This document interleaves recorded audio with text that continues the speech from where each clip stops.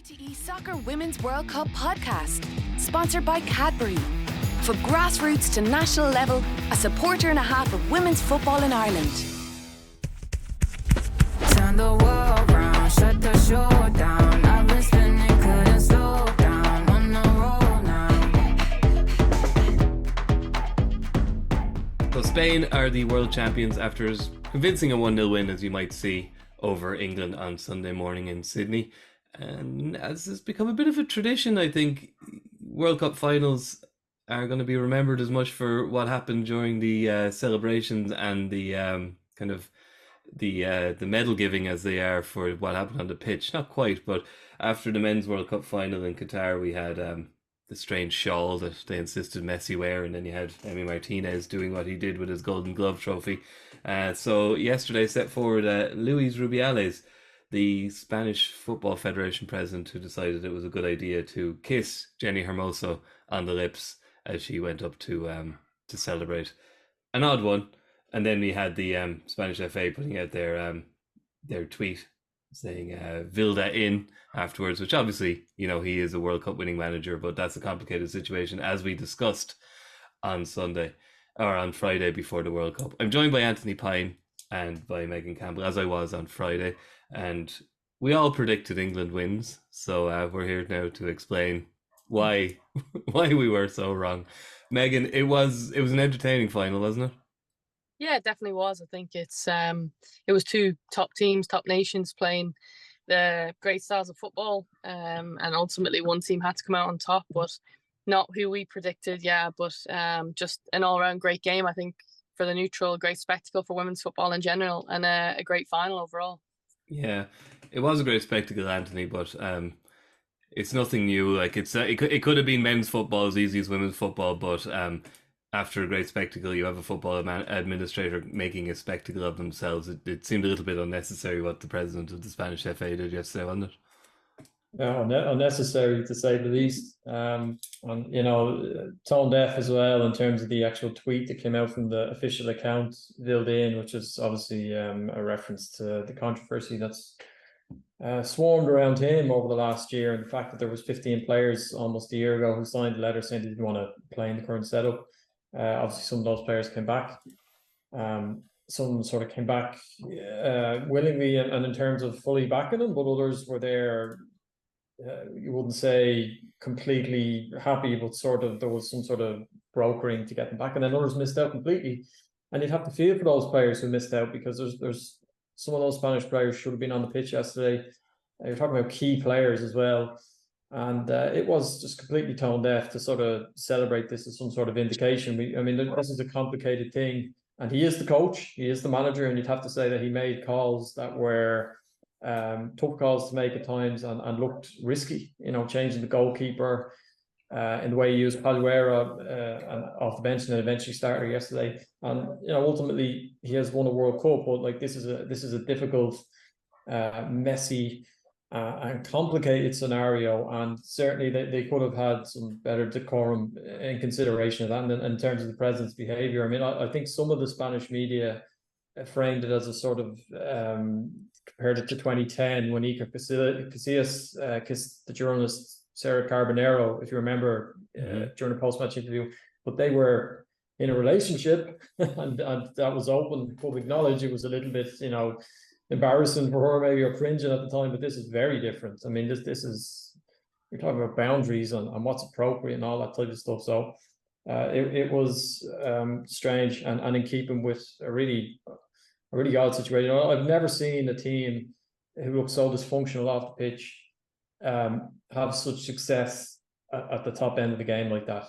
I've never seen that. I can't think of any other comparison, really. I mean, we've seen teams go into competitions in disarray, but usually they come apart at the seams once they get into a tournament scenario, because it's such a high pressure environment. Not Spain. Actually, and again, I guess that's testament to just how talented that group is. Yeah, you could see it after the game, Megan, that there was two Spanish huddles celebrating. There was Vilda and his backroom team, and then the players, and they were 40 or 50 yards apart for a couple of photographs I saw. So there's two takes on this, that Vilda either, you know, he shows incredible strength and leadership to manage to, kind of coach a group of players who dislike him intensely, it seems, and don't have much respect for him. Or the other hand of it is that he's kind of a stuffed suit on the sideline and the players masterminded this themselves. So it probably depends on which side of the argument you come down to as to which narrative you adopt. Yeah, I think maybe more will come out now in post World Cup. I think a lot of it was maybe, not swept under the rug, but kept to one side because obviously the focus was on the World Cup and trying to do as well as they could within the tournament. But now that tournament's over and they have been successful, and as much as they have been, I think it's even more important to now focus back in on the other aspects of things that were going on in the background. And not everyone knows, no one by the players and the staff and Vilda and obviously the staff higher up within the Spain Federation know exactly what has been going on, and hopefully the light is shined on that, and the truth comes out ultimately. But I think the players need a lot of credit for what they've gone through. I think as a whole, I think mentally more so than physically. Obviously, you're going to be physically through a long tournament to then have to perform at the best. Obviously in the group stages they had that big loss to Japan, but game on game they were getting better, and their togetherness and stuff within the tournament showed through. And obviously then mentally the side of it where you've got the background aspect that you've got to try and stay in control of and put to one side while you're also playing, and then you've got players and teammates who are missing out on such an important occasion for Spanish football and for the women's game in general within that country. So I think it's difficult if you're a player who was there and obviously you're celebrating and it's brilliant, but in the background there's a lot of stuff going on. And then if you're not there as a player, you think, well, I've missed out, but also I'm not gone there for my reasons and I stand by my reasons. So I think, and then obviously you've got Vilda's side of things where I've not done wrong, I'm just a strict coach, and I think there's a lot of stories and a lot of opinions coming around from the federation and things and the team as a whole, but ultimately they need to come down to the decision now of does Vilda stay or does Vilda go. And I think a proper investigation needs to go into the background of it, because you need to trust in what the players are saying as well ultimately, because they're seeing it, they're listening to it constantly, and they don't just make things up like that. They're serious issues and serious statements to be making about a coach to be made up. So I think ultimately the federation definitely need to, look deeper into it and for everyone's sake, sort it out, because you can see how good of a Spanish team it can be with all this going on. Imagine how good it can be if you've got all those players back and without all this in the background. Spain can become that dominant force, and obviously Euros in 2 years' time in Switzerland. Who knows how far they can go. Yeah. And they did have an investigation, I suppose, and they backed him to the hilt, and 15 players walked away, and the majority of them came back, but not all of them. And now, as we say, in the immediate aftermath of their most glorious moment ever, they feel the need to put out quite a pointed tweet, really, the Vilda in one, with him kissing the trophy. It shows there's absolutely winning a World Cup has been a vindication to Vilda rather than any kind of vindication to the players, it would seem.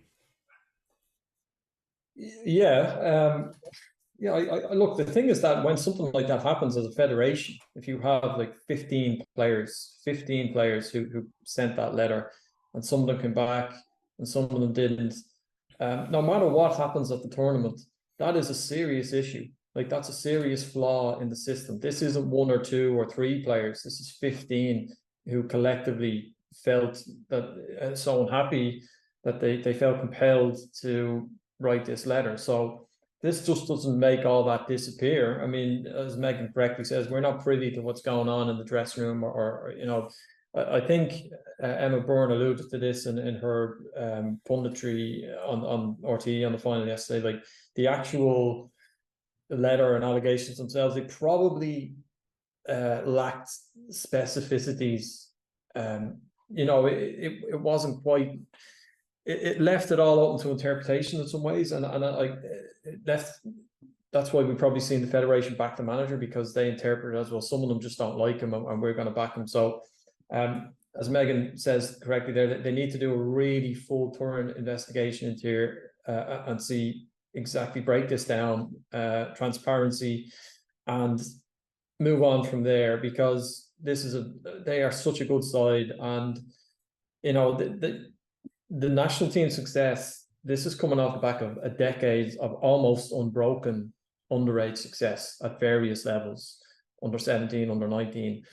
So the talent pool is unbelievable. And that happens not because of one coach or two coaches. That is a culture within the entire country. You're talking maybe a couple of hundred coaches who've been a part of this, like a network and a web that are creating these players, like churning out this incredible few generation of players. So there's the potential of Spain to be something really special and to build a real dynasty here. But they absolutely, they have to get their house in order here, because we really shouldn't be sitting here 24 hours after them playing England. In my opinion, they outplayed England yesterday. I thought they were absolutely outstanding.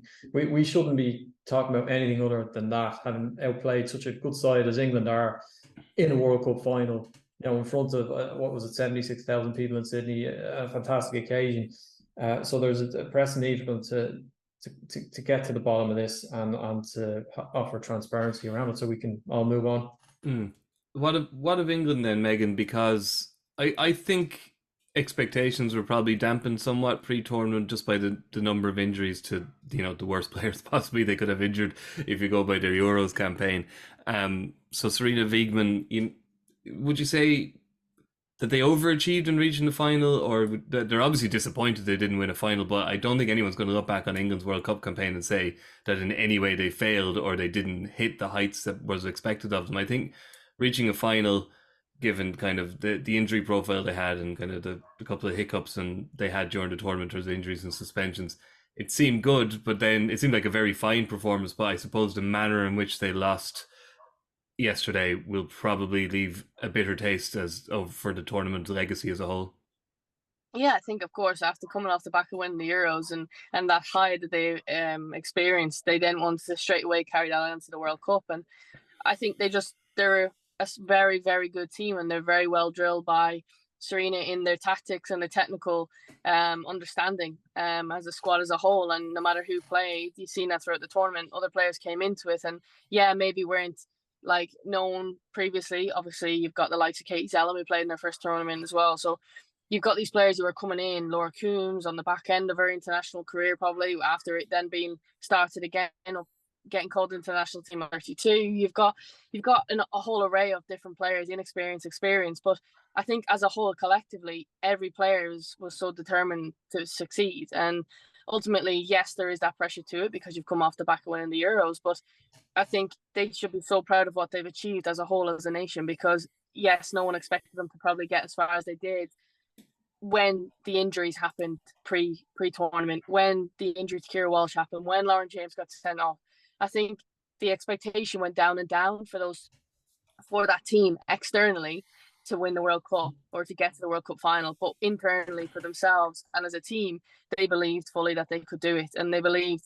And I think it showed in how upset the players were coming off the back of it, because ultimately, yes, they're proud of what they've achieved. And when they step back and maybe in a week's time and they step away from it all, and the realization of what they've actually done for themselves, the nation, and the Lionesses, as they call themselves, it's incredible. But in that moment, they were dejected and they were absolutely distraught with the situation. And I think they're professional footballers. They want to be winners. They want to win everything in their sights. And when you're playing at the top level, that's all you have ambitions for. And so then it is, in a sense, yes, you've lost the game, but as a whole, when you step back and you look at the bigger picture, what they've done for women's sport in this country has been absolutely incredible over the last 2 years at minimum, but obviously beyond that from what they've created. Anthony, there were players on the England team who probably just didn't hit the heights that would be expected of them. They didn't perform as they would like, and that happens in every major final. Not everyone has a 9 out of 10 performance. But the likes of Lucy Bronze, Ella Toone, who were so good, in the semi-final, there was errors, they just didn't kind of impose themselves on the game in the way that they should have. And there'll be a lot of what ifs for Sarina Wiegman, I imagine, when she looks back on the tape. Well, I mean, the decisive moment of the game came from Lucy Bronze just charging out and losing the ball in the middle of the park, and that was clinically brilliantly punished by Spain, and that was obviously the most important moment in the game, but it was a microcosm as well of that match, because Spain just got it right. They absolutely got it right. They exposed England in the wide areas. They always seem to have overloads. I thought Paruello up front, the decision to start her was, such a luxury to have as well, isn't it? Have her up your sleeve, and that was the game he decided to start her, and she was brilliant. As Megan said on Friday, though, I don't think she had 90 minutes in her. She looked absolutely gassed after about 75 minutes. Like 400-meter runner who couldn't run anymore after about 75 minutes. But she did a brilliant job for them. I mean, she's such a talented that, but she stretched England. Like she didn't allow. She made them play deep, and that opened up space in the middle of the park. And look at the players. Look at the technical ability that Spain have around there. Like I thought, Bonmati was absolutely brilliant, absolutely outstanding. I mean, there's no great surprise there. But she really was a joy to watch yesterday, because even in the last there was 13 minutes of injury time, and you think, oh, here we go. They just missed the penalty, which would have got them over the line, would have closed it off. So you think that there might be some jitters here, a chance for England to have a crack. And I expected England to be banging on the door for most of that stoppage time. It didn't happen. It just didn't happen. And within that, Bonmati is nobody's hoofing the ball 60 yards up the pitch, Mikey. They're playing out the triangles. They don't know any other way to play. Right till the end, they control that match right to the end, up until I would say the last 60 seconds, when England had a long throw in, and I think they won a corner off it, which the keeper cleanly caught, Catacol, who didn't even make her international senior debut until the last 16 of this tournament, which again is sort of in keeping of the dysfunctional way they've gone and won this. But they just got it spot on. Everybody in their team played well. A few big players for England didn't, but ultimately I think they were just well beaten. They were beaten by a team that had technically better players in every compartment of the pitch. Yeah, and a word then, of course, Megan, for the match winner, Olga Carmona. What a fantastic goal for left full back to come up. Just the coolness, the precision of the finish. It was as good a finish as you'll see win any World Cup final match. And then after the final, she learns that on Friday her father passed away after a long illness, and her family decided, not to tell her this on the eve of the biggest event of her life, which is, I think, understandable. But Jesus, the mix of emotions, it's hard to even fathom it, isn't it? Yeah, I think, wow, what an incredible occasion. I think when you talk about everything happens for a reason, I fully believe that. And people say destiny is like written well before the final. And I mean, to win a World Cup is amazing, and obviously to do it and then find out your father's passed away, but to be the goal scorer and the person who's won them the game ultimately with the great finish is like, you just stand there and you think, wow, like it clearly was meant to be. And it's obviously devastating in one sense because her father's passed away, and in another she's overjoyed with excitement because they've just won their their World Cup. And yeah, it's a bag of emotions, and I'm sure the poor girl will be all over the place in terms of having to try and deal with that now. But ultimately, the bigger picture is that her family kept that from her because her father would have ultimately probably said, no, don't tell her. I want her to, knowing that he was ill. I presume that they would have said, no, keep it away from her, allow her to, play in the World Cup final and enjoy the moment for what it was. And I've no doubt that he'll be up above watching down and had a big part to play in that. And yeah, I mean, she's been a great player for Spain all tournament. I think she scored the winner as well against Sweden in that madness of the last 10 minutes of a game as well. So she comes up in big moments when called upon. And as a fullback, you're not really known for your goal scoring abilities, but her left foot is absolutely quality. And Spain are very, very lucky to have her in their side, let alone be captain. Yeah. Anthony, we said I think it was you said on Friday, for this to be a good game, we need Spain to score first, and I think that followed through. There's one prediction you got right, Anthony. But the England really could have taken the lead early on. Lauren Hemp had a couple of chances and hit the bar with a cracking shot, and it did seem Spain took a few minutes kind of to warm up to get into their rhythm, and if England were going to strike, those first 10 minutes was when they probably needed to do it. Yeah, absolutely. I mean, look, there's been two tournament games under Sarina Wiegman's tenure, England management reign, where they've had less possession than their opponents. Spain in the Euros quarterfinals last year and yesterday. So they're not used to coming off second best in terms of having the ball and dictating the play. And I think they just struggled to come to terms with that. Like the first 10-15 minutes was when they looked brightest and most likely to pinch a goal. But the longer the game went on, Spain just dominated. Wiegman made changes at halftime. did tweak the shape. She had Lauren James to bring on, but nothing really seemed to work. They just couldn't get a real grip of the match. And I just think Spain, and this is one of the things about this World Cup, actually.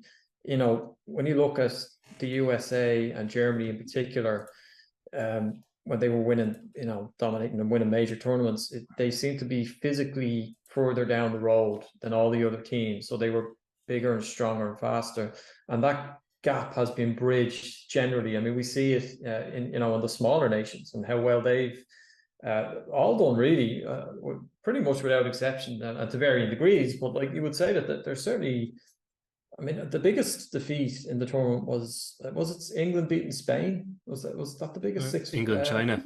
Or sorry, England beating China, and then Japan beating Spain. But China and clearly Spain, they're two very good sides. You could just put that down to bad days at the office. It happens. But in terms of the smaller countries, there was no annihilations or anything like that. They all looked far better organized and fitter and physically better conditioned to deal with it. So I think it's a positive thing, and it's a good thing that Spain have won this by being technically the best team. And that's now the next step for other countries. All countries, whether you're England or Ireland or everyone, that's marrying. We can all see, for example, Ireland, we're very organized and we're fit and we have all that. And now it's can we raise the technical levels and try to live with these teams and keep the ball? Because, when you play a team like Spain, you got it. When you get the ball, you really have to try and keep a hold of it as best as you can. Because you seen with England yesterday, they'd lose it and they wouldn't see it again for 5 or 6 minutes, which is a long time to live without the football in any game. They're such a great side to watch. Yeah, that was actually, it's interesting you bring it up, because that was going to be my next question for Megan, was that this is an interesting development for women's football, that I think when you look at the dominant team of the last 15 years, I suppose you're looking at the USA, they were, as Andrew said, would be a very well drilled team, very powerful team, technically good, but more accustomed to not necessarily keeping the ball, kind of trying to get up the field and score kind of quickly. Germany as well would have been what you would, I suppose, describe as a dynamic team. I suppose Japan winning the World Cup a few goals tournaments ago were probably more akin to this Spanish team, but Spain are taking it up a notch. And I think, would you think it shows the development of world women's football as a whole, how Europe has kind of become the centre of it now? Fully professional leagues, and clubs with a very clear identity of how they want to play, which is also obviously being shown through the federations. It seems to me like we've come to a new version of women's football where, it's no longer down to, kind of just being the fastest or the strongest or the quickest. It has become as technical a game as the men's game ever was. Yeah, I think it's so important to point that out, to see that the development of women's football in general is not, like you said, it's gone from, okay, you're the most physical, most fit team, and a lot of years ago that was beating teams, and by a lot of goals as well, because teams would die off, and then you were obviously more exposed. And I think the more technical teams are becoming now, and it shows a development from a younger age as well, all the way up, that progress is now, making teams better. Tactically, they're more aware. Technically, they're better players. And I think tactically especially, I mean, Sarina Wiegman has got herself to 4 major tournament finals, and it's not by the luck of the draw. She's a very, very good manager. She knows her teams inside out in terms of the technical aspects, how good they are, where their strengths and weaknesses are, how they can, get at teams and take advantage of other opponents. And I think that side of it is something that we probably haven't seen so far, or a lot, within the women's game. And I think it's so important to study your opponent and see how can you take advantage of those areas. And technically and tactically, for the last number of years with England, and obviously with Holland before, the Netherlands, Sarina has proved how good she is as a manager. And it's also so good to see, because now the younger generations looking at this Lionesses team, for instance, and looking at Spain, are thinking, okay, well, technically I need to improve, because how do I now stay a part of that 1% that make it as a professional athlete? How do I then get myself into the England national team? And how do I continue to progress myself? And technically, if you get your advantages early on, it's going to help massively. And I think that's proved in seeing the 2 teams in the final are probably the most technical within the tournament minus Japan. Mm. Yeah, it throws up a lot of interesting questions for the future of the game, really, Anthony. That the USA were nowhere close this time around, really, and it's an aging team. They still got a thriving league, but it's interesting to look at kind of how players develop in the States. Obviously, the college structure has always been kind of key to it. But before they hit the age of 18 or 19 and go to college, they have to play underage. And it was Dave Hannigan had some startling figures in the Irish Times last week, where there's Julie Foodie, who won 2 World Cups herself as a player. She's a kid playing at a relatively high level underage, and she reckons it's costing $30,000 a year for her family for her daughter to play football. And this is not unusual. Now, she's at a very high level, so there's air travel involved and expenses, but it seems you cannot play underage soccer in the US unless you come from a wealthy family or you get a scholarship to a school or whatever.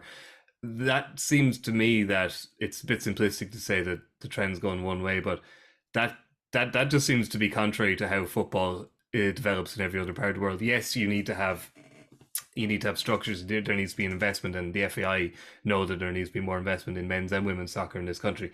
But playing underage football is kind of something that's taken for granted as something people can do, and it seems to be that the world's leading light in women's soccer, that's not the case, and it seems there could be a reckoning coming down the road for the most successful team in the world. Well, yeah, I think, there has to be, if that's the case. The game itself is, it's not the most popular sport in the world for nothing. It's accessible. Everybody can play it. And look, in Ireland, there's costs involved. If you have a young family and you want them to play, there's membership costs and insurance and buying gear or boots and travel and all the rest, but nothing like those figures that you just mentioned there, Mikey, or referenced there. And of course, that's an issue for them because it's pretty simple. The more players playing the game, the better chance you have of developing a bigger pool of talent and, feeding into your underage structures and competition and everything that goes with that. So there's something gone badly wrong there, and particularly in the States where they're building off like those 3 World Cup wins in a row. Those players that have been part of that and central that, they're absolute ginormous stars in the country. And so to kind of shut, rather than fully capitalize on that by having every girl in America wanting to be the next Carly Lloyd or Megan Rapinoe or whoever it may be, for any of those kids to be denied that chance because of financial restrictions something's clearly very wrong with that sort of structure. And I do appreciate that that's probably, as you say, like that's at the higher level. It's probably not, it's not like they can't go out and play with their local club or whatever, but it's still an issue for them. And I guess a lesson for every other country now, because I know that from Australia to Ireland to Spain, England, like every nation now will be really trying to get bounce off this World Cup from the grassroots up. Interest levels have never been higher. Participation levels have never been higher. So you really want to keep nurturing that and making it grow and flourish. And this is sort of anti that very idea, which is strange. It is. Megan, then I suppose to bring it back to Ireland, the Airtricity Women's Premier Division returned at the weekend. You would hope, I suppose, that, as Anthony says, you do get that bump in terms of participation, in terms of bums on seats, but the FAI, we can't in Ireland look at it and say we've got an ideal situation. There's a long, there's a journey to travel here to get Ireland to be consistently at the top table. And it's the same problem as we have for the men's game. It's like, how much can you rely on our neighbours in Britain to develop our players and also to keep them at top level competition? It's a tricky one, isn't it? Can you see the Women's Premier Division being kind of the cornerstone of the Irish national team in the future, or is it just too far behind the major European leagues at this stage? I think as it stands, no, definitely not. A lot more investment definitely has to go into the women's setup, and not from a first team point of view, from the structures below. Like, we talk about the next generation of footballers watching onto this World Cup and want to be footballers. Like, they need to have those pathways accessible for them and have those opportunities available for them whenever they want it. They shouldn't have to play with teams in order to get the best from themselves or to develop themselves better. There need to be better structures put in place for those underage young girls to be able to participate. One, if they want to do extra sessions, make it feasible.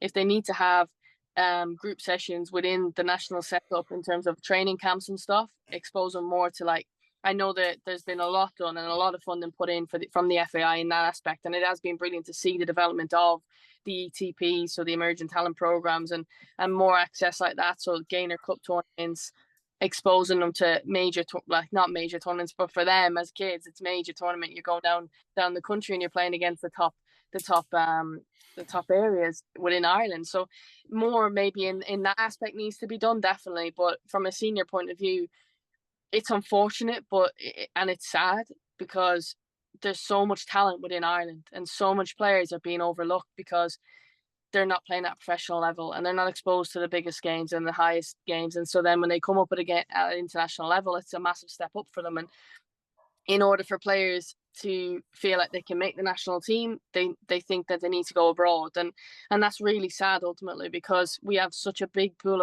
of talent within Ireland that is not being seen and not being given the same opportunities that they have in England. And I think we're a very long way off it, but we are getting there. And I think the exposure that the girls have done now in going to the World Cup and being successful over there and previous to that tournament in getting us to the World Cup as essentially, that needs to now be the catalyst for this. That needs to, like Anthony said, that needs to be the starting point where now nations are looking on going, right, okay, how can we push on? How can we continue to bounce off the back of this World Cup and continue to push our women's national team and our underage setups? Because it's not about the girls who have been at that World Cup and how, of course, it's how great it has been for them as individuals and collectively as a team. But ultimately, the reason why it's been so successful and why the girls are so happy is because what we've done now for the next generation is what's most important. And now that we've done our part, it's okay, now the funding needs to be put in place, and now those paths need to be put in place and made accessible for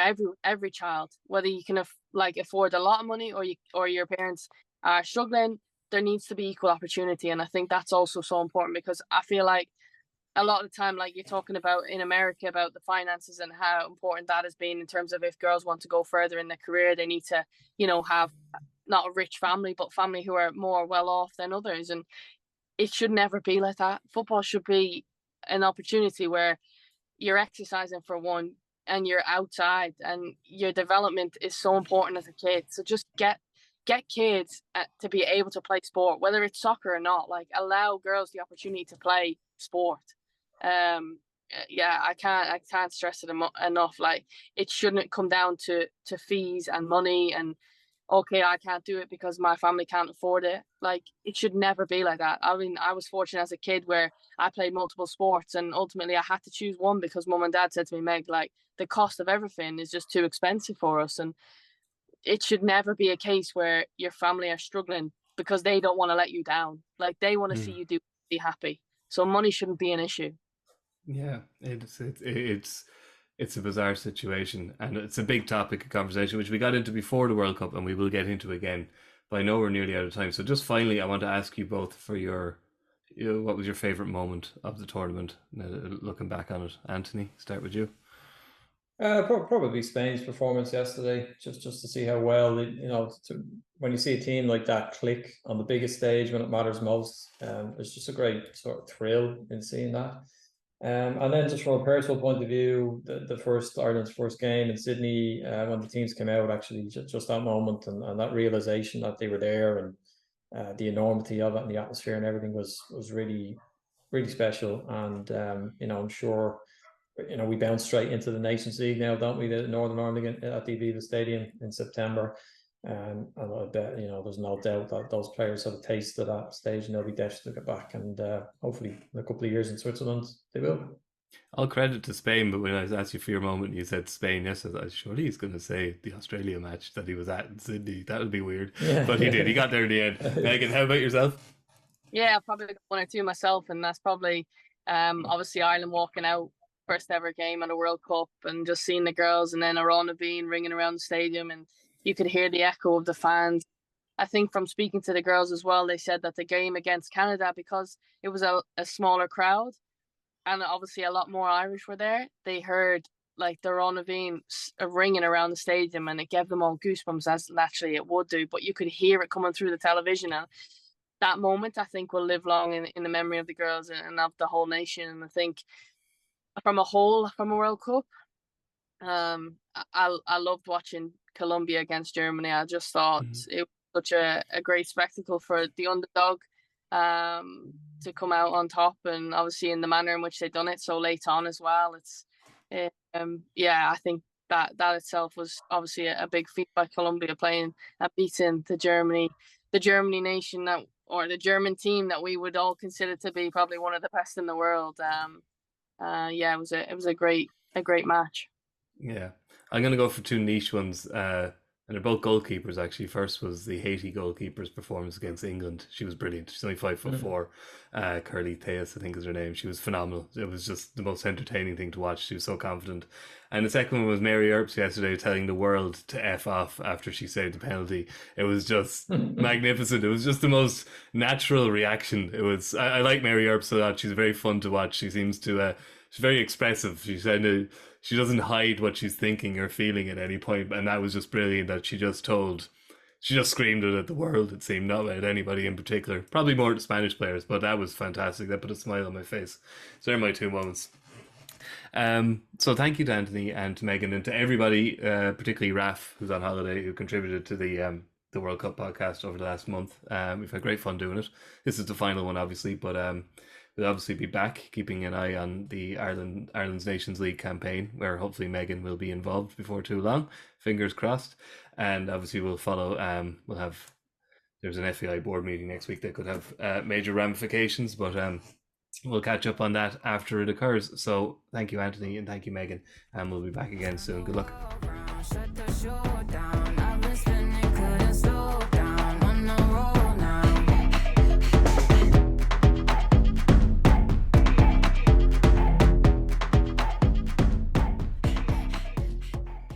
Supporter and a half likes, shares, comments and tweets. Cadbury sponsors RTE Soccer Women's World Cup podcast.